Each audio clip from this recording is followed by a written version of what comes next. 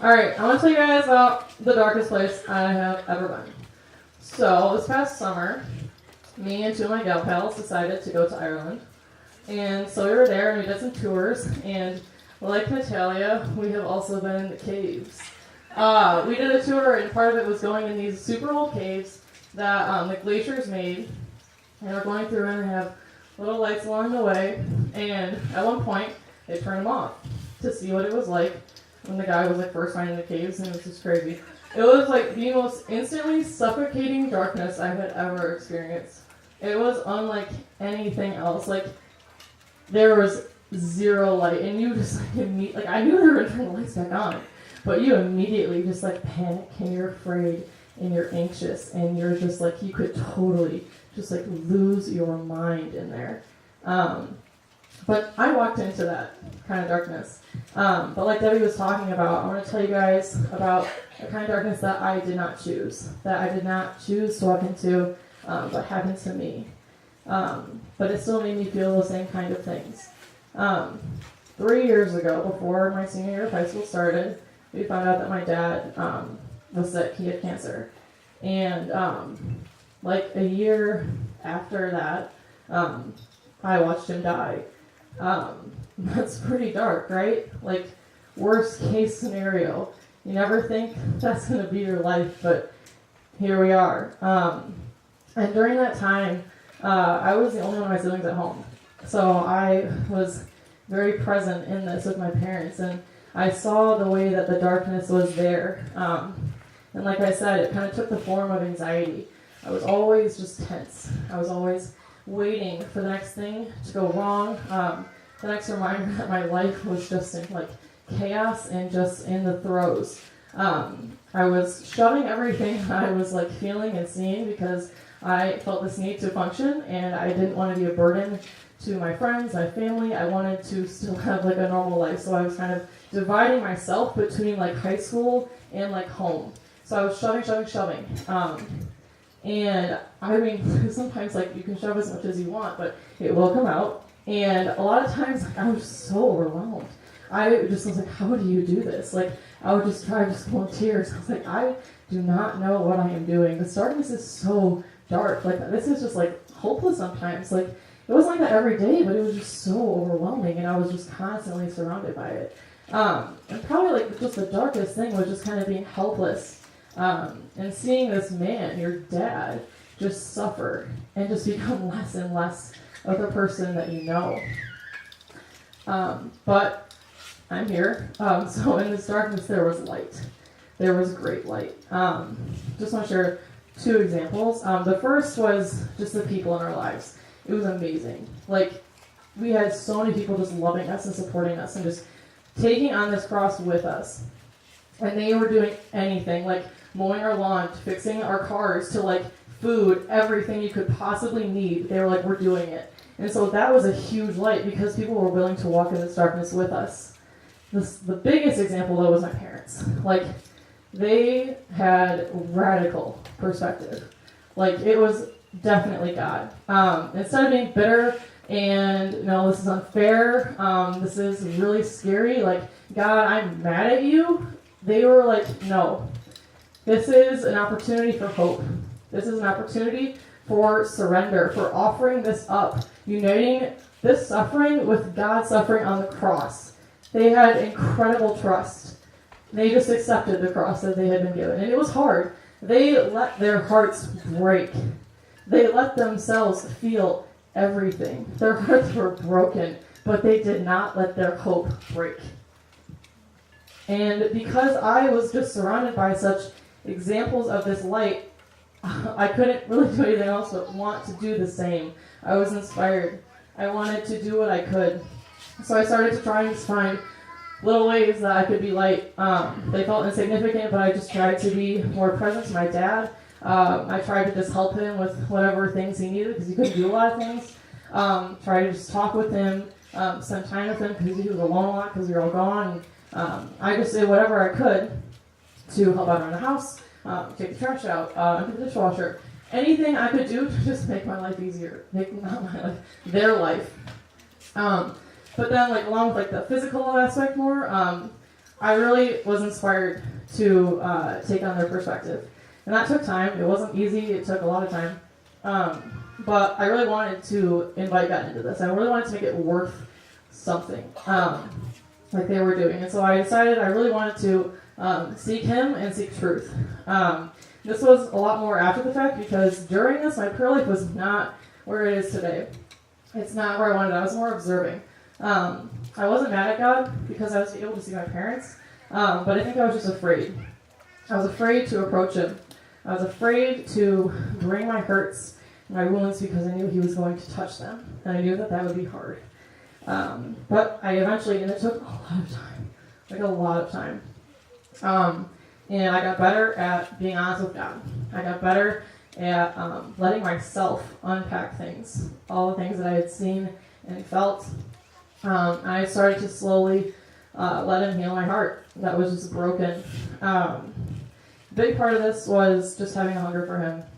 I was really inspired by my dad's perspective to just seek Him out in all of this. And I just wanted truth to fight the darkness, like Debbie was saying.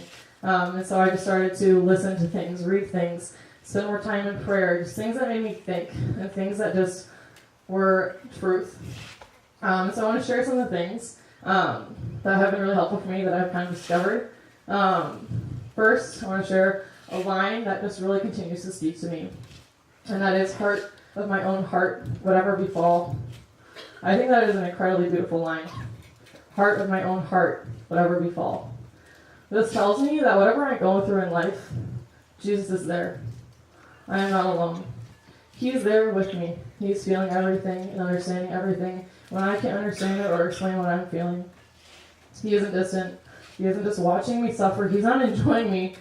He's not enjoying seeing me struggle. He's not enjoying me have all this pain. He's right there. He's carrying it with me. He's carrying the pain. I have experienced Him as my comforter, my friend. I have made Him my own, and I continue to do so. I have come to know how good He is and how perfect His love is, even through all of this, even through the worst. The second finding I want to share is I want to debunk a popular phrase that goes around. The phrase is this. I don't really like it anymore. God only gives me what I can handle. False. God doesn't want you to try and carry anything without Him. That's called pride. We're not supposed to do that. Every single trial, everything that happens, big or small, is an opportunity to let Him in, to get closer to Him. We can't do anything on our own, and we shouldn't try. Like, be that baby that we were talking about last night. Like, darkness isn't a test from God to see how we do or if we fail. Like, He's not just watching us, He's with us. So He wants to help us. Like the story of Peter walking on the water, that was kind of illustrated in the Anchor skit. He started to sink as soon as he took his eyes off Jesus. And I kind of felt like that. I felt so overwhelmed a lot of the time, and like I had those feelings of anxiety and fear, and I was shoving and downplaying. I wasn't talking to anyone because I was like, I can do this myself. And I wasn't letting Jesus in. I did a lot more of looking at the waves than looking at Jesus, and it was very hard. But eventually, I was tired of trying to do this on my own. I was tired of the just like weight on my neck, and I wanted to work through it. So I started to talk to people, and that took a lot of swallowing my pride. A lot, because I'm a prideful person. It took a lot of swallowing my pride. So I started to talk to people, get help. I started to share my struggles and be open about how I was feeling, and I was letting myself be okay with how I was feeling. I started to more and more put my eyes on Jesus. And the third point that I have is still with the walking on water story. In the story, Jesus doesn't take away the storm, but He gives Peter the power to stand in it and do the impossible with Him. Same with the storms or darkness in our life.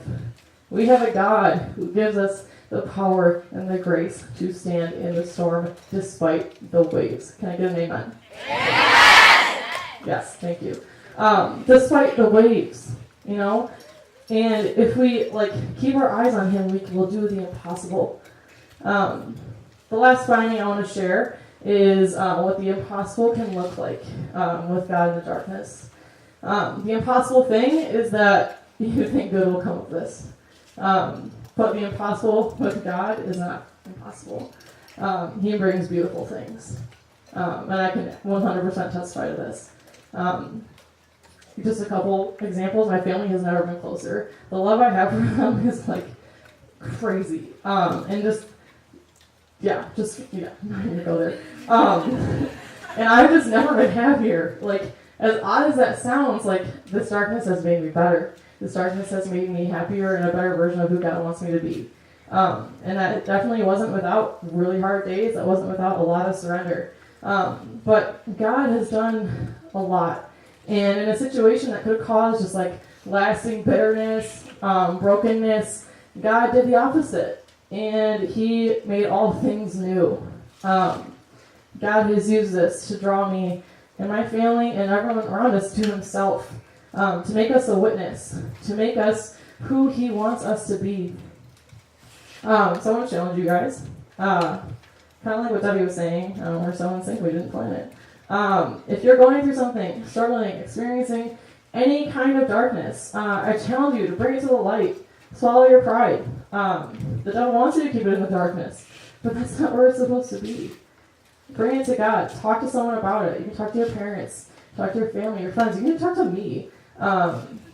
Just talk to anyone. And then part 2 of the challenge. If you know someone who is struggling with something, if you are aware even just a little bit, ask them about it. This is something that I really wish that my friends in high school, when I was going through this, had asked me, because I was so afraid to burden them with this. I wanted someone to ask me to talk about it, because I was dying to talk about it, but I just don't want to be a burden. So ask them. You don't need to have answers. You don't need to be the wisest person on earth. You don't need to have all the experience, because we're not. My friends were 17 when I was dealing with this. No one knows what we're doing. And so you can't expect yourselves to have the answers. You can't do that. And just don't be afraid. Just listen to them. And just let them know you're there for them. That's all you need to do. Just be that friend. So I want to share with you just a verse that I think is appropriate for a topic like this. So you probably all know it. For I am certain that nothing can separate us from His love.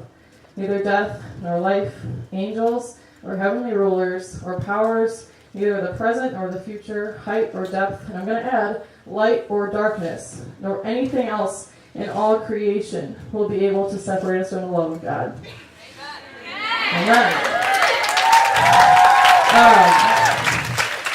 But we're almost done, I promise. This was the hardest thing I have ever had to do, and I was only 18, so other hard things are going to happen. This was the worst case scenario for me. But I am here. I made it out. The darkness ends. He rescued me. I don't know, I'm bruised, I'm battered, but I am better for it. I'm able to stand tall. My head is bowed to Him because of what He's done for me.